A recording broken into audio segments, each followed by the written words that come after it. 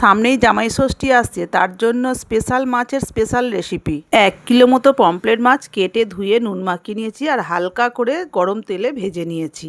ঠান্ডা কড়ার মধ্যে 3 চামচ সর্ষে বাটা, 2 চামচ পোস্ত বাটা, 2 কাপ মতো দুধ, 6-8টা কাঁচা লঙ্কা আর স্বাদ মতো লবণ, সামান্য হলুদ আর 1 কাপ মতো জল দিয়ে একটু মিক্সড করে নিয়েছি। পমফ্রেট, চিংড়ি, ইলিশ ভাপা রান্না করলে দুধ দিলে এর স্বাদ অনেক গুণে বেড়ে যায়।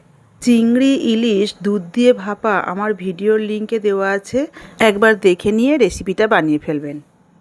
এরপর হালকা করে ভেজে রাখা মাছগুলো মশলার মধ্যে অ্যাড করে 5 মিনিট হাই ফ্লেমে আর 5 মিনিট লো ফ্লেমে ঢেকে রেখেছিলাম। 10 মিনিটের মধ্যে আমাদের রেডি হয়ে গেল দুর্দান্ত স্বাদের পমফ্রেট ভাপা।